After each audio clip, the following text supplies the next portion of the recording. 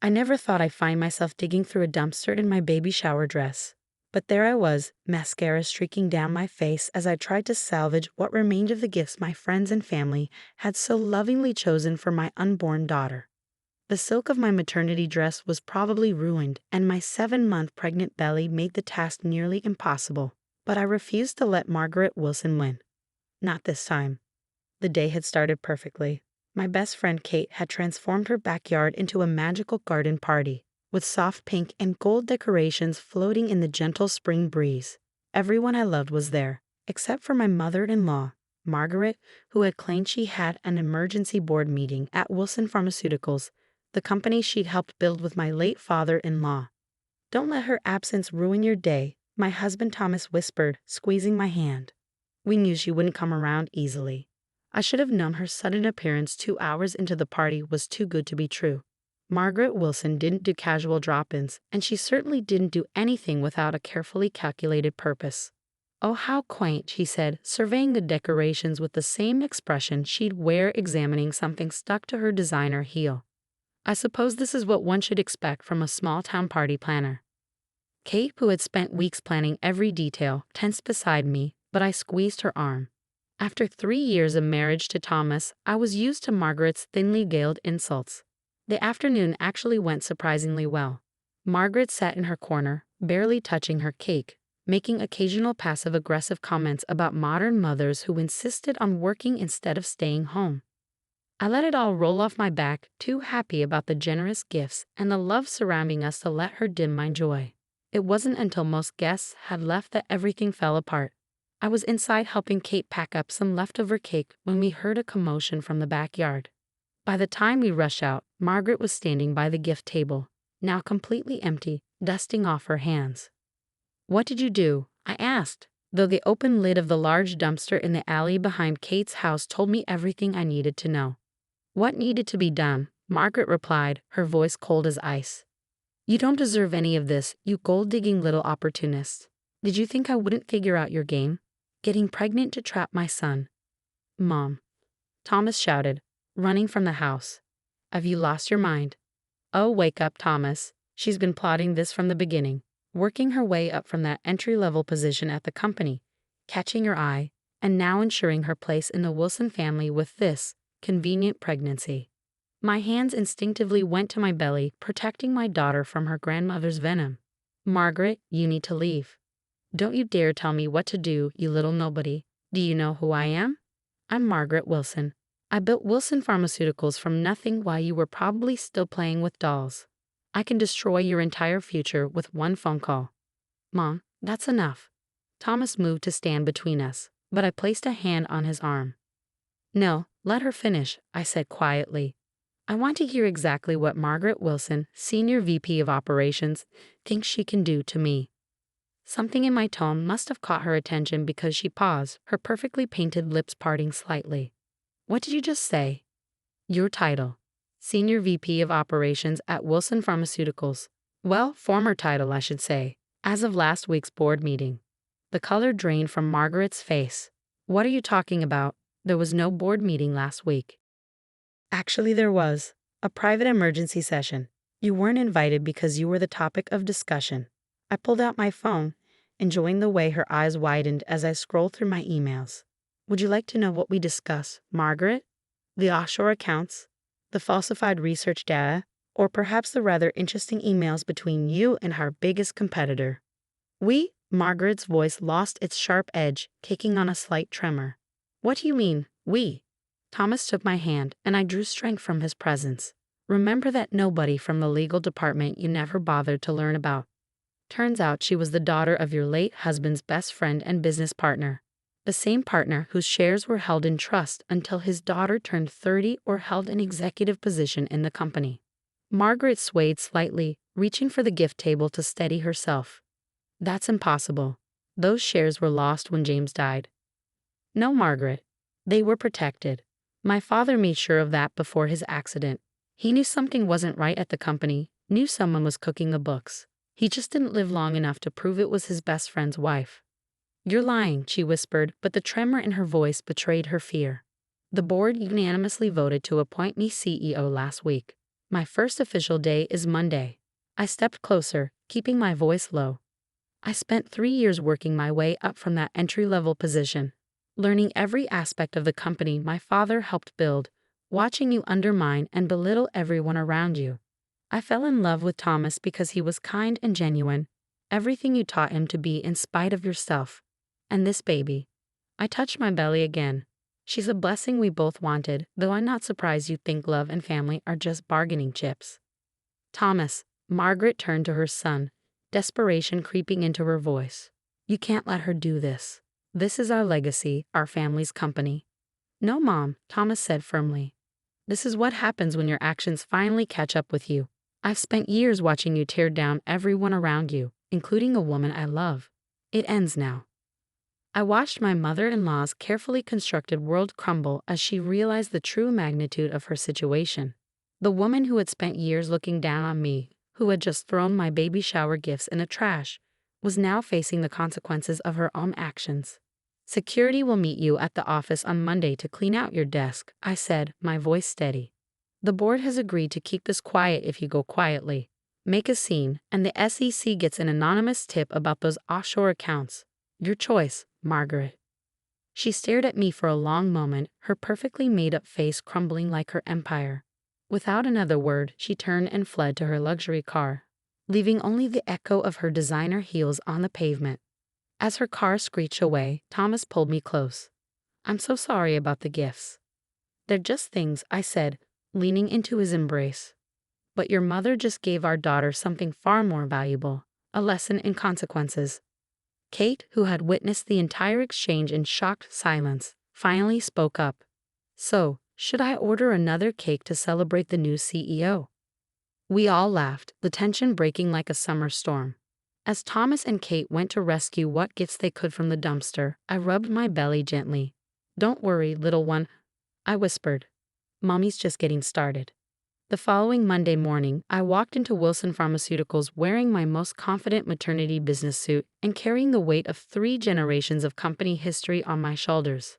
The security team had already been briefed, and Margaret's office was sealed, though according to the weekend logs, she tried to access the building 3 times since our confrontation at the baby shower. Good morning, Mrs. Wilson. The receptionist, Janet, greeted me with a mix of uncertainty and curiosity. For 3 years, she'd known me as the quiet lawyer from legal who married the owner's son. Now, I was her boss. Please call me Victoria. I smiled, trying to ease her obvious nervousness. Has Margaret been in? Janet's eyes widened. She's in the conference room. Called an emergency meeting of the department heads. Said it was about a hostile takeover attempt. Perfect. Margaret was playing right into my hands. I could hear her voice before I even reached the conference room. That familiar condescending tone that had terrorized employees for decades. This is clearly a manipulation of company bylaws. Some little girl thinks she can walk in here, and I pushed open the door and the room fell silent. Margaret stood at the head of the table, her perfectly manicured hands gripping a stack of hastily printed documents. Around the table sat a dozen department heads, looking increasingly uncomfortable. Please don't stop on my account, I said calmly, walking to the opposite end of the table. You were saying something about manipulation. Margaret's face flushed red. Security, remove this woman immediately. Nobody moved. The head of security, Mr. Rodriguez, who had worked for the company for 25 years, simply folded his hands on the table and waited. I believe, I continued, pulling out my own folder, you were about to discuss a hostile takeover. Though I prefer to call it a long overdue course correction. I distributed copies of my documentation to everyone present. You'll find here copies of the board's unanimous decision, along with a summary of the evidence that led to that decision. The room filled with the sound of rustling papers and sharp intakes of breath as people began reading. Margaret's face grew paler with each passing second. This is slander, she hissed. I'll sue you for defamation. Actually, said Gloria from finance, looking up from the documents with wide eyes. These transaction records match the discrepancies I've been trying to report for years. The ones you told me to forget about if I wanted to keep my job. Other department heads began nodding, years of suppressed concerns and ignored warnings finally finding validation. You're all going to listen to her. Margaret's voice rose hysterically. I built this company. While she was in diapers, I was turning Wilson Pharmaceuticals into what it is today. No, Margaret, I corrected quietly. You married into this company. My father and your late husband built it. You just took advantage of their trust. Your father, she spat the word like poison, was a fool who couldn't see the bigger picture. Always worried about ethics and proper protocols when we could have been making millions more. The room fell deadly silent. In her rage, Margaret had finally revealed her true colors to her loyal employees. Those ethics you despise? I placed my hands on my pregnant belly. They're why we're one of the most trusted names in pharmaceuticals. They're why doctors recommend our medications, why patients trust us with their lives. And they're why, when the board saw evidence of your creative accounting and compromised research data, they acted immediately. You bitch, Margaret whispered, her carefully maintained facade cracking completely. You planned this all along, getting close to Thomas, worming your way into my family. Actually, Thomas's voice came from the doorway, making everyone turn. Victoria never told me about any of this until last week. She wanted to succeed on her own merits, not because of our relationship. Unlike you, Mother, she understands the value of hard work and integrity. Margaret's legs seemed to give out, and she sank into her chair. Thomas, please. Security will escort you out now, I said firmly. Your personal belongings will be shipped to your home. Your company car has already been retrieved, and your access cards are deactivated. If you leave quietly, we'll honor our agreement to keep this internal. Make another scene, and the press gets copies of everything in those folders. Mr. Rodriguez stood, gesturing politely toward the door. Margaret looked around the room one last time, searching for an ally, but found only turned faces and years of resentment in the eyes of those she terrorized. As she was led out, I addressed the remaining executives. I understand this is a lot to process. You've all worked under Margaret's unique management style for years. That changes today. I'll be meeting with each of you individually this week to discuss your departments, your concerns, and your ideas for the future. Wilson Pharmaceuticals was built on innovation and integrity. It's time we return to those roots. The relief in the room was palpable. As the meeting dispersed, Gloria lingered behind. Mrs. Will, Victoria, she started hesitantly. Those discrepancies I mentioned, there's more. A lot more. I've been keeping detailed records, just in case. I smiled warmly. I'd love to see them, Gloria, and I think it's time you had that promotion Margaret kept denying you. Later that evening, as Thomas and I were leaving the office, Janet rushed up with a small package. This was delivered for you earlier. It's from Mrs. Wilson, the older Mrs. Wilson, I mean. Inside was a single baby onesie with the Wilson Pharmaceuticals logo and a note. You may have won the company, but you'll never be a real Wilson. Thomas tried to take the note, but I held on to it, laughing softly. What's funny? He asked, concerned. Your mother still doesn't get it, I said, rubbing my belly. I never wanted to be a Wilson. I wanted to honor my father's legacy, protect the company he helped build, and create something better for our daughter. And now, I smiled, feeling our baby kick. Now we can do exactly that. As we walked to our car, I couldn't help but think about how differently this could have played out if Margaret had just been kind, if she'd seen me as family instead of a threat. But some people are so focused on protecting their power that they never see the real treasure right in front of them. Ready to go home, CEO? Thomas asked, opening my car door. Actually, I said, let's stop by the store. I think it's time we start buying some new baby shower gifts, ones that won't end up in a dumpster. 6 months after Margaret's dramatic exit from Wilson Pharmaceuticals, I sat in my office, the same one she'd once occupied, reviewing quarterly reports while my 3-month-old daughter, Emma, slept peacefully in her bassinet beside my desk. The company had not only survived the transition but was thriving. Employee satisfaction was up, turnover was down, and our new ethical research protocols were attracting top talent from across the industry. A knock on my door interrupted my thoughts. Victoria. Janet poked her head in. I'm sorry to bother you, but Margaret Wilson is in the lobby. She's demanding to see you. I glanced at Emma, still sleeping soundly, then back at Janet. How does she look? Different, Janet admitted. Less polished. She's not wearing designer clothes, and she seems desperate, I suggested. Janet nodded. Send her up, I decided. And call Thomas, he should be in the research department. Tell him his mother's here. Minutes later, Margaret walked into my office. Janet was right, she looked dramatically different. Gone were the perfectly tailored suits and expertly styled hair. Instead, she wore a simple dress that had seen better days, and her face showed signs of stress I'd never seen before. Her eyes immediately went to Emma, and something flickered across her face. Longing, regret, or perhaps both. "Is that your granddaughter?" "Yes, Emma James Wilson, named after my father." Margaret flinched at the name but kept her composure. "I heard rumors about the company's success." "Your success? What do you want, Margaret?" I asked directly, keeping my voice low to avoid waking Emma. She sank into one of the visitor chairs, her usual commanding presence notably absent. "The money's gone," she admitted. "The offshore accounts, there were problems. Investigations. I can't access any of it." "I know," I said calmly.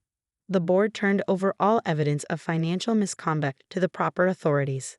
That was part of our legal obligation." "I'm broke," she whispered. "The house is being foreclosed. My friends, they've all abandoned me. Even Carol won't take my calls anymore." Thomas appeared in the doorway, stopping short when he saw his mother. The look they exchanged was heavy with unspoken words. "Mom." "Thomas," her voice cracked. I need help." I watched my husband struggle with years of complicated emotions. Despite everything, she was still his mother. "Actually," I said, standing carefully to lift Emma as she began to stir, "we've been expecting this visit. Hadn't we, Thomas?" He nodded, moving to stand beside me. "We have a proposition for you, Ma." Margaret looked between us, confusion evident on her face. "Wilson Pharmaceuticals is opening a new charitable foundation," I explained, gently rocking Emma. "The James Wilson Foundation for Medical Ethics and Research. We need someone to run our community outreach program, visiting hospitals, coordinating with patient advocacy groups, ensuring our charitable works actually reach the people who need them most." "You're offering me a job?" Margaret asked incredulously. "We're offering you a chance at redemption," Thomas corrected. "A way to rebuild your reputation and do some genuine good. But there are conditions." I continued. "You'll start at entry level, just like I did. You'll report to Gloria, who's now our VP of Community Relations. You'll attend ethics training, and most importantly, you'll have zero access to financial accounts or company decisions." And Thomas added, "You'll need to demonstrate that you can be a grandmother who deserves to be part of Emma's life."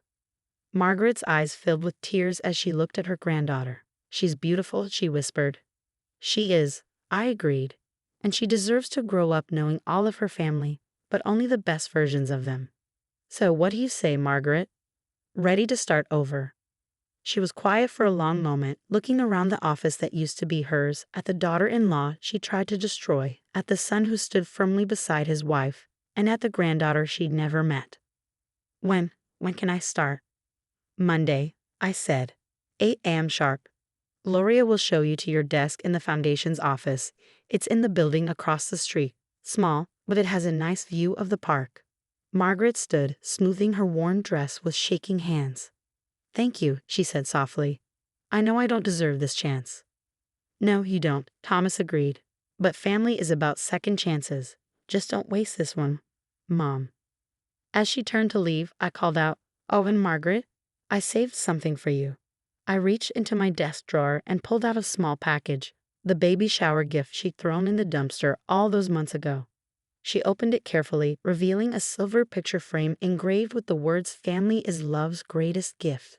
"Consider it your welcome gift," I said. "We'll have a new family photo taken for it once you've earned your place in the picture." Margaret clutched the empty frame to her chest, nodded once, and left the office quietly, a far cry from her dramatic exit 6 months ago. "Think she'll actually change?" Thomas asked, taking Emma from me and cooing at his daughter. I watched through the window as Margaret crossed the street to her new office building, head held high despite her circumstances. "I don't know," I admitted. "But we're giving her the one thing she never gave me, a fair chance." Emma gurgled happily in her father's arms, oblivious to the complex family dynamics swirling around her. Looking at her, I knew we'd made the right decision. Sometimes the best revenge isn't about destroying your enemies, but about giving them the opportunity to destroy their own worst qualities. "Come on," I said, gathering my things. "Let's go home. We have a new chapter to write."